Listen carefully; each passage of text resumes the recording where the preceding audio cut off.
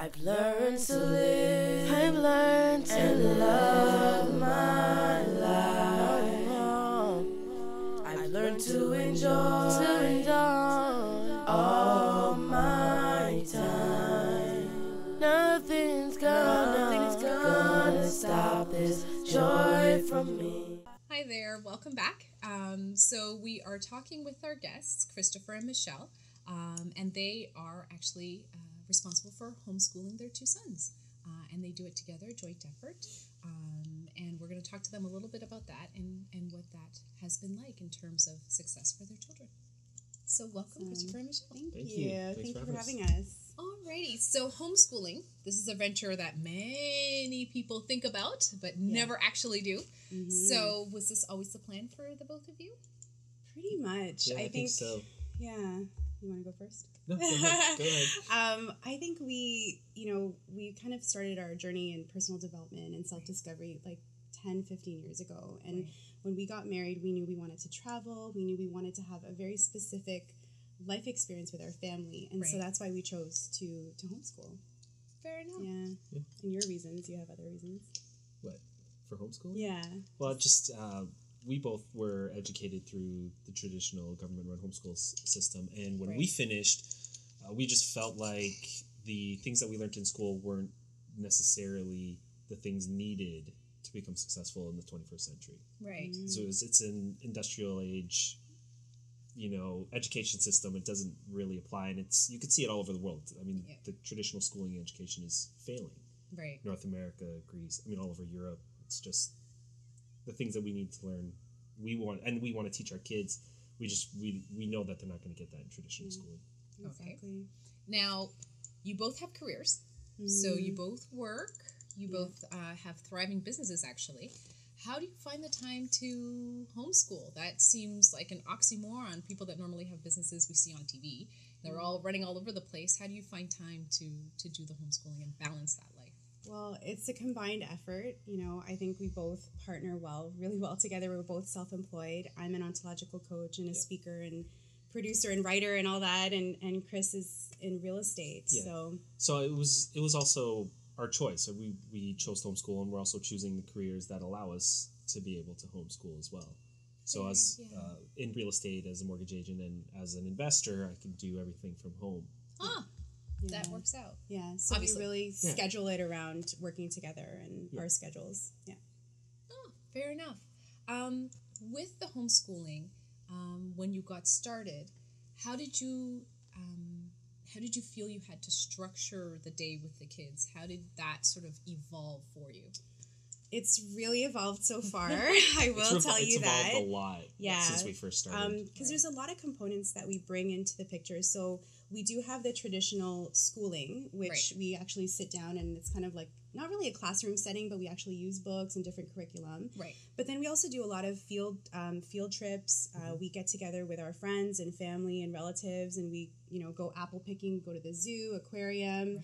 Right. Chris handles their physical stuff, so I'll let you talk about that. Yeah. So that was a big thing that was really important to me, was for them to be active, because I was always very active as a kid, and it's lost with kids these days with technology, Xboxes and all that stuff. So I make it a point to make sure that we bring them swimming, so they go swim classes every week. They're in Brazilian Jiu-Jitsu, so we do that 6 times a week or 5 times a week. Wow. We do snowboarding in the winters, and it was really important for me to put them in activities that I like to do as well. Yes. So it's something that we can grow into as a family. Right. And the thing with that, like with media, for example, we incorporate media, but we teach our kids about, this is commercialism. This is what commercial is. Our 6-year-old knows that when he watches a commercial, they're trying to sell him something. Yes. And that's not taught in the school system. No. But we want him to learn that, so he's not constantly saying, I want this, I want that, Right. And I think that ties in also as well to a lot of what's happening with our kids that go to post-secondary education. They get caught in debt, and they get caught in not really knowing how to manage their money. Yeah. And so even though they're educated, they're really not really being able to function, so they're staying home longer and those kinds of things. Yeah, and it's really a question of what are they really educated in? Is it how applicable is that when they actually finish their post-secondary education? Is what are those skills really going to allow them to do? And that's true. I think being able to control that impulsive behavior, and they're children, so that's always going to be the case. But it has consequences later on, and I'm really happy that you brought that out. Yeah, because it's true. It's very difficult. The other thing we've also incorporated that's really cool is Khan Academy, which you handle more of that. They have an online program which deals specifically with math called the Khan Academy, and we're able to monitor and track their progression through math. I mean, they have sciences and stuff like that as well. Yes. But really for the beginner grades, grade school, it's really more just math-based right now. And then they have sciences going into high school. Yeah, and it's cool because we stick it on the iPad, and we're traveling or if we're working, they just get on the iPad and they can do their schooling anywhere. So it's very conducive to our lifestyle. Yeah, very convenient. Mm-hmm. And I think one of the things I know for universities, I know Harvard and I know that Princeton prefer homeschooled children because they believe that the children learn that learning is a part of life. So learning doesn't happen inside a classroom, it happens in life. So it doesn't matter where you are, what you're doing, it's all about life. Mm-hmm. And so if they're taking their iPad, they can still learn, they can still do stuff. And I think that's a wonderful gift that you're definitely giving them. Yeah, absolutely. Talk to us a little bit about what a typical day looks like. Well, we've really committed to having at least 3 to 4 days of the traditional sit-down schoolwork. So we do that as well. But, what I love about the homeschooling is, the kids, we wake up when we want to. Right. We work according to their rhythms. Yes. And their, what they feel like doing. It's not like, okay, now it's 12 o'clock and you have to have lunch and now we're going to do a break and now it's recess and, let's herd you out of the classroom, So we really work with like their rhythms, and then we'll kind of get together as a family, and it'll either be Chris or myself or both of us at the same time. We also encourage them to teach each other as well, which is something that's different. So if Tristan's learning something, he'll teach Brooklyn, right? Which is not, you won't get that in a traditional school, right? Yeah. Right. A lot of the times it's not like a set schedule that we have. Exactly. Especially at their ages, they're 6 and 4. A lot of the times we allow them to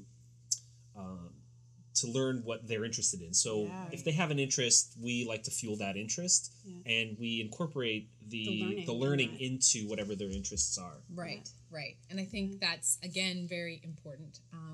I think my own personal philosophy is that we're all gifted to do a specific work.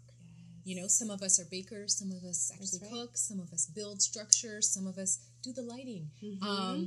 And if we can teach our children in that way, they become excellent.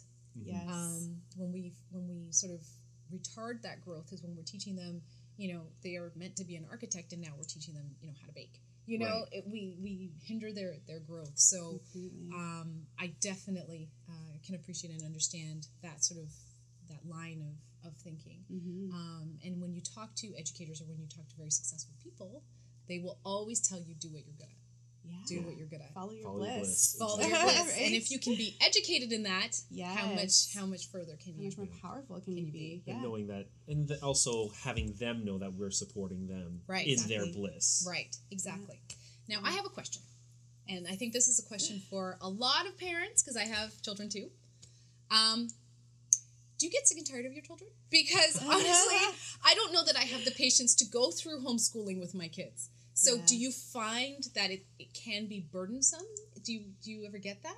It's it can be challenging. I'm not gonna say that there's no contrast, because of course there's days when you almost feel guilty. The motherly guilt. You kind of feel am I doing the right thing? Did I make the right choice? And then, but who's the best educator for your child than you? Right. Who's the best person that you want them to learn their values and principles from than the parent? Right.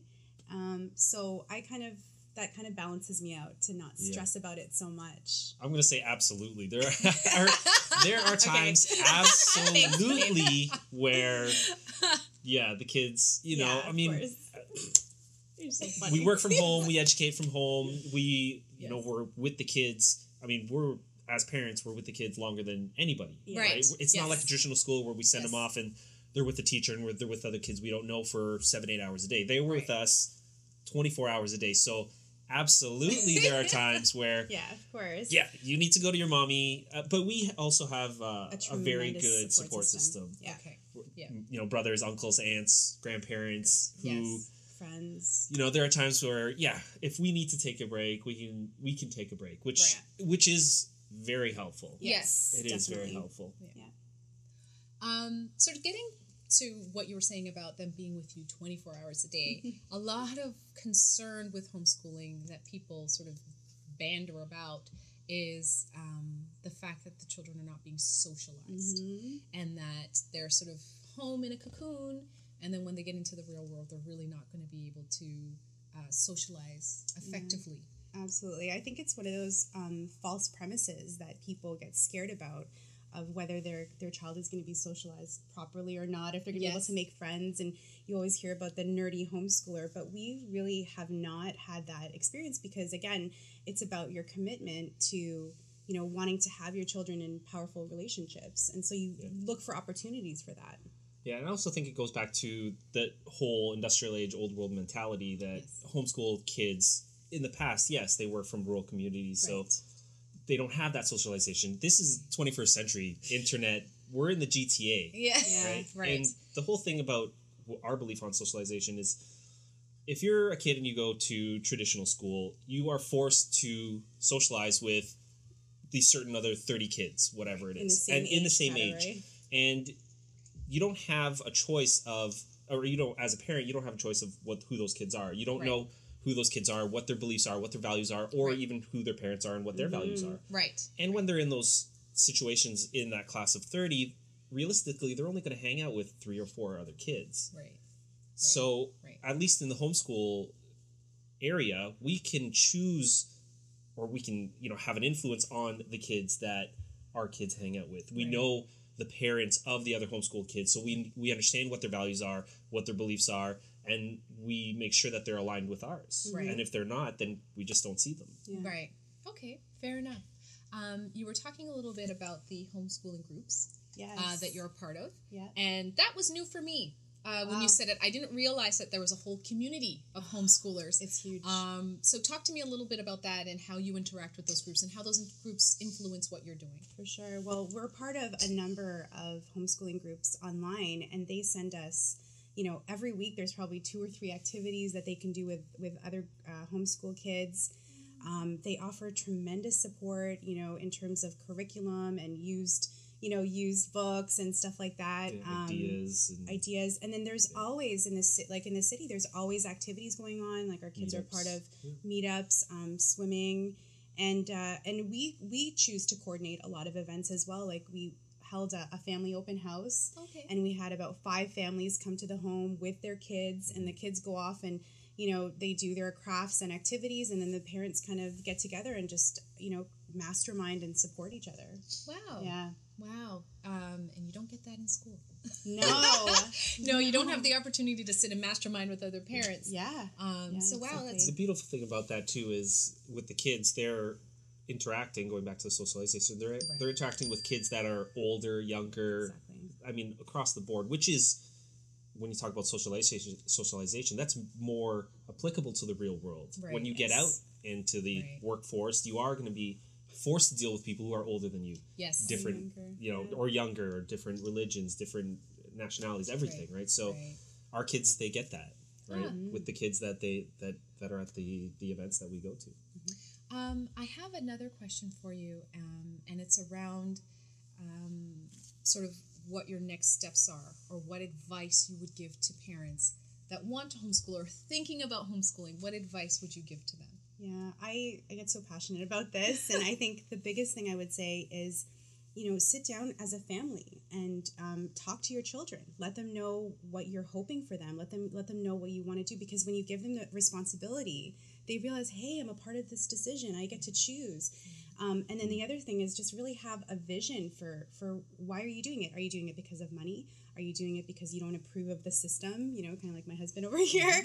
Or are you doing it because you want to spend more time with your family? And when you know that, those are the things that are going to propel you forward in either homeschooling or not homeschooling, you know? But I feel communication is a big part of it. Yeah, I would have to agree. Communication is a huge part of it, talking to your kids, finding out what they really want. and going and talking with your partner or spouse and finding Exactly. out really what it is that you want out of your life is a big thing.